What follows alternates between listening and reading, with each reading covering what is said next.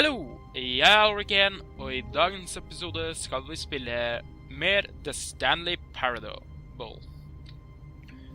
Jeg har nå spilt inn 3 episoder og nådd Gud vet hvor mange endinger. Jeg tror det er 5, skal vi se, først hadde vi den standard endingen, happy ending. Og så hadde vi confusion ending. Og så tror jeg i forrige episode så hadde vi 2 endinger. Så skal vi se om vi kan finne en ny en i dag. Skal vi se her da. All of his co-workers were gone. De er borte. What could it mean? Hvor kan de være? Stanley decided to go to the meeting room. Perhaps he had simply missed a memo. Nei. Jeg er ikke sikker på om vi går dit. When Stanley came to a set of 2 open, this was not the correct way to the meeting room, and Stanley knew it perfectly well. Staff lounge. Perhaps he wanted to stop by the employee lounge first, just to admire it. Så fint. The lounge was sublime, a work of art. What was but eager to get back to business, Stanley took the first open door on his left. Okay. And so he detoured through the maintenance section, walked straight ahead to the opposite door, and got back on track. Det gjorde jeg. Her. Yet there was not a single person here either. Feeling a wave of disbelief, Stanley decided to go up to his boss's office, hoping he might find an answer there. Gjør vi det. Opp til sjefens. Coming to a staircase, Stanley walked upstairs to his boss's office.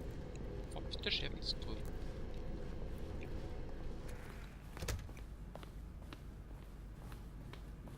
Stepping into his manager's office, Stanley was once again stunned to discover not an indication of any human life.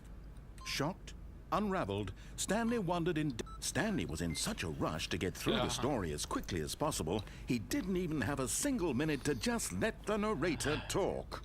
That kind of anxiety isn't healthy, so he relaxed for a few moments with some calming New Age music.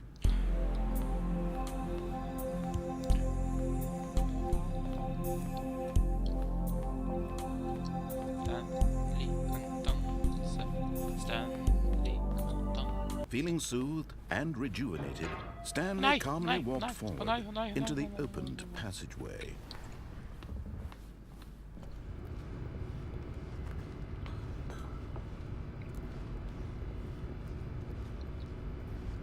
Ned hit.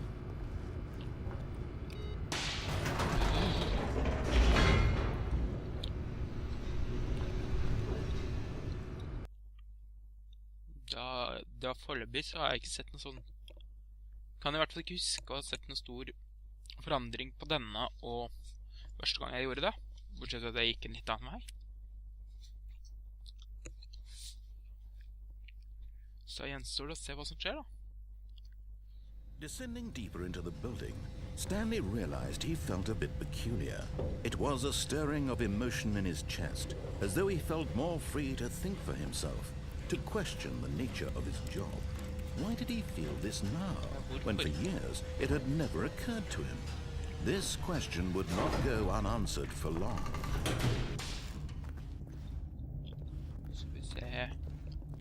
Stanley walked straight ahead through the large door that read Mind Control Facility.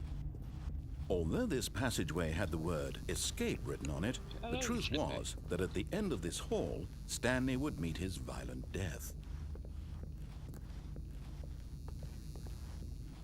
The door behind him was not shut. Stanley still had every opportunity to turn around and get back on track. At this point, Stanley was making a conscious, concerted effort to walk forward and willingly confront his death. Jeg har dødt 3 eller 4 ganger, altså. Vi er til fortid patrones da.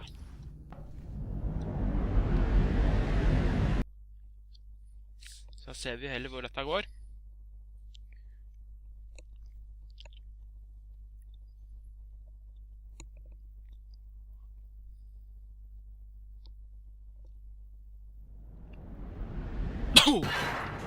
Den følte jeg. As the machine whirred into motion and Stanley was inched closer and closer to his demise, he reflected that his life had been of no consequence whatsoever. Stanley can't see the bigger picture. He doesn't know the real story, trapped forever in his narrow vision of what this world is. Perhaps his death was of no great loss, like plucking the eyeballs from a blind man. So he resigned and willingly accepted this violent end to his brief and shallow life. Farewell, Stanley. Det der ser ikke godt ut. Rakk jo hest og langt ut, Farewell, Stanley, cried the narrator, as Stanley was led helplessly into the enormous metal jaws.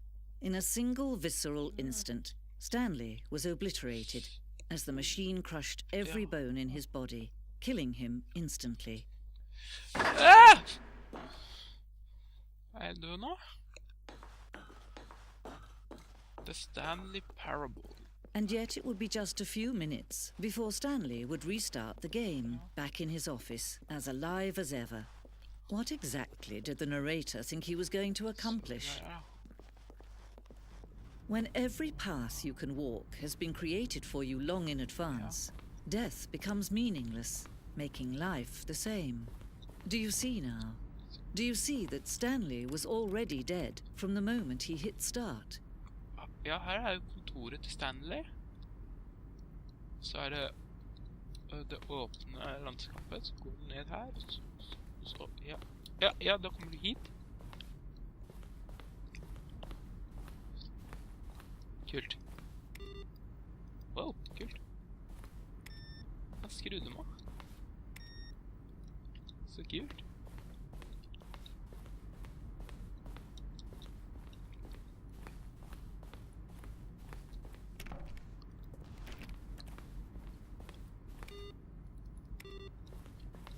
Så det credits her. Sånn, da det for å vise credits.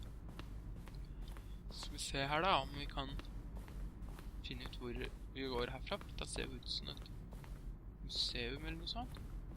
En heis. Kan jeg komme inn? Ah, her! Exit. Oh, look at these two. How they wish to destroy one another. How they wish to control one another. How they both wish to be free. Denne fortelleren her var litt sånn skummel. Can you see? Can you see how much they need one another? No, perhaps not. Sometimes these things cannot be seen.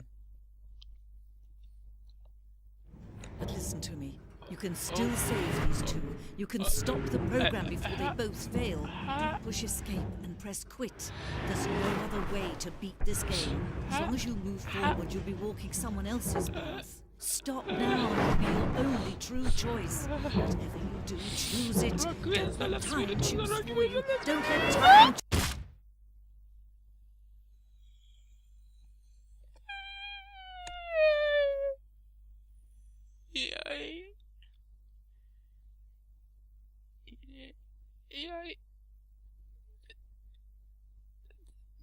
Det skjer jo ingenting.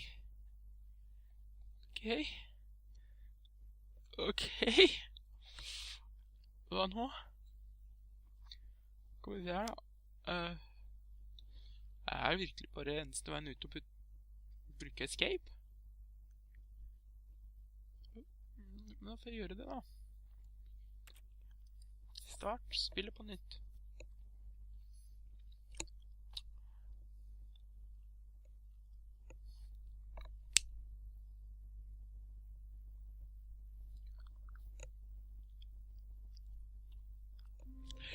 Hallo! Jeg Orken, og... nei, vent litt. Jeg har gjort det alt. Da skal vi... Just a step through this door, Stanley thought to himself, that's all I need. If I can make it through this door, I can make it through them all.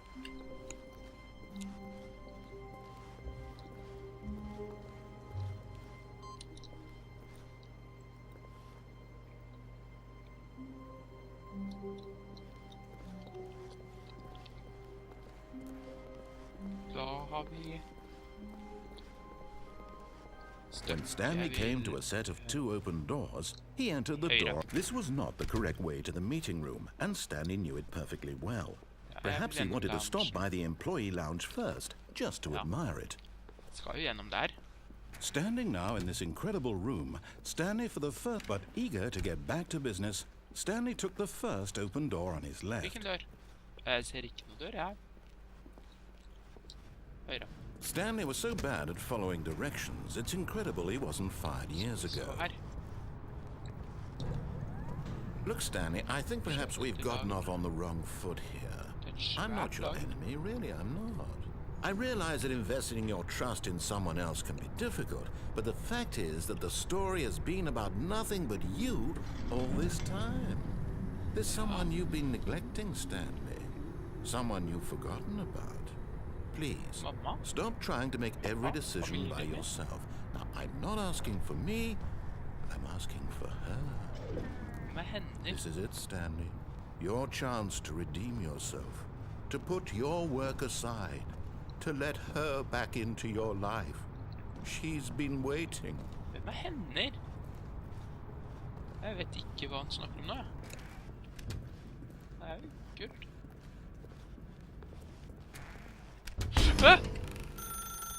That's her, Whoa. Stanley. You need to be the one to do this. Serr? To reach out. Jeg kunne bli lurt av noe så tåpelig.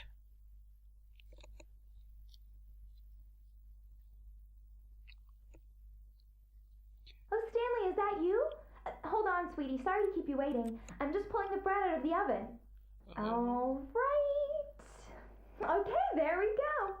All right, now, I want you to come in and tell me all about your day. Ah! Gotcha.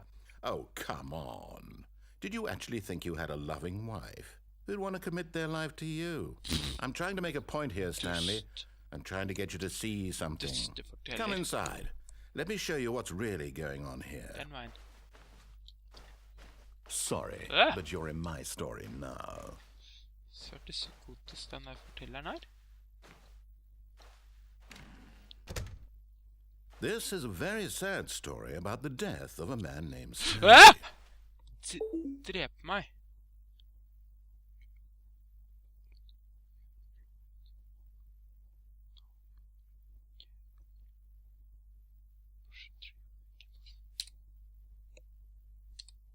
Stanley is quite a boring fellow.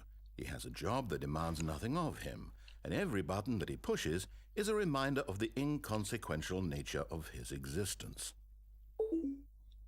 Ja. Look at him there, pushing buttons, doing Yeah, exactly what Stanley. he's told to do. Now he's Yeah, pushing Stanley. a button. Now he's eating lunch. Now he's going home. Now he's coming back to work. One might even feel sorry for him, except that he's chosen this life. Ja. But in his mind, he can go on Ja, hvis dere fantastic ikke skjønner det, så adventures. trykker jeg From faktisk behind his på desk, Stanley knappene dreamed of som spiller wild hvem han trykker expeditions på. into the unknown, fantastic discoveries of new lands. It was wonderful. And each day that he returned to work was a reminder that none of it would ever happen to him. Sett. And so he began to fantasize about his own job. First, he imagined that one day while at work, he stepped up from his desk to realize that all of his co-workers, his boss, everyone in the building had suddenly vanished off the face of the earth. The thought excited him terribly. So he went further. He imagined that he came to two open doors and that he could go through either. At last, Jeg gjorde jo det. choice. It barely even mattered what lay behind each door. The mere thought that his decisions would mean something was almost too wonderful to behold. As he wandered through this fantasy world, he began to fill it with many possible paths and destinations. Down one path lay an enormous round room with monitors and mind controls. And down another was a yellow line that weaved in many directions. And down another was a game with a baby. And he called it the Stanley Parable. It was such a wonderful fantasy, and so in his head he relived it again, and then again, and again, over and over, wishing beyond hope that it would never end, that he might always feel this free. Surely there's an answer down some new path, mustn't there be? Perhaps if he played just one more time. But there is no answer. How could there possibly be? In reality, all he's doing is pushing the same buttons he always has. Nothing has changed. The longer he spends here, the more invested he gets, the more he forgets which life is the real one. And I'm trying to tell him this, that in this world he can never be anything but an observer, that as long as he remains here, he's slowly killing himself. But he won't listen to me. He won't stop. Here, watch this. Stanley, the next time the screen asks you to push a button, do not do it.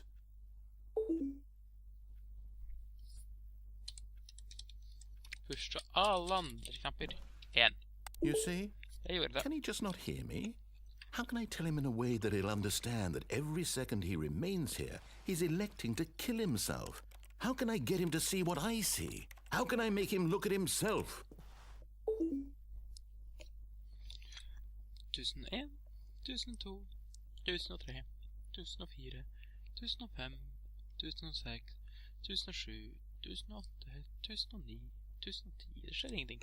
I suppose I can't, not in the way I want him to. But I don't make the rules. I simply play to my intended purpose, the same as Stanley. We're not so different, I suppose. I'll try once more to convey all this to him. I'm compelled to. I must. Perhaps, well, maybe this time he'll see. Maybe this time. And I tried again, and Stanley pushed a button. And I tried again, and Stanley pushed a button. And I Please die. Vær så snill, dø.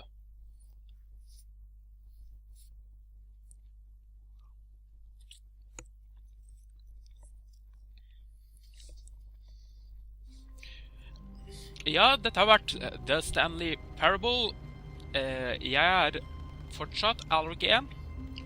Og jeg håper å se dere i neste episode. Ha det bra!